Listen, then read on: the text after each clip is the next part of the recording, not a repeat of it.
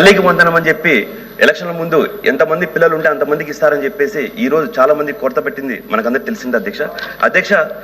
గౌరవ మంత్రి గారికి తమరి ద్వారా నేను అడిగేది ఏంటంటే అధ్యక్ష, సెంట్రల్ గవర్నమెంట్ వాళ్ళు ఇచ్చిన రిపోర్ట్ ప్రకారం 87,47,885 మంది విద్యార్థులు ఉన్నారని చెప్పినప్పుడు, కానీ ఇందాక గౌరవ మంత్రి గారు 66,57,508 మందికి ఇచ్చారని చెప్పారు అధ్యక్ష. అదొకటి క్లారిఫికేషన్ చెప్పాల్సిందిగా కోరుతున్నాను అధ్యక్ష. అదేవిధంగా గవర్నమెంట్ వెబ్సైట్లోని అధ్యక్ష 63,77,898 మందికే ఇచ్చాము, ఇంకా 2,79,720 మందికి ఇవ్వలేదని చెప్పి కూడా వాళ్ళు మెన్షన్ చేశారు అధ్యక్ష.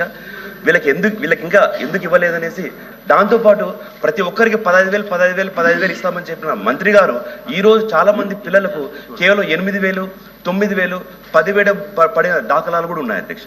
కాబట్టి దాని గురించి ఏమైనా ప్రికాషన్స్ తీసుకున్నారనేసి గౌరవ మంత్రి గారిని తమ ద్వారా అడుగుతున్నాను అధ్యక్ష.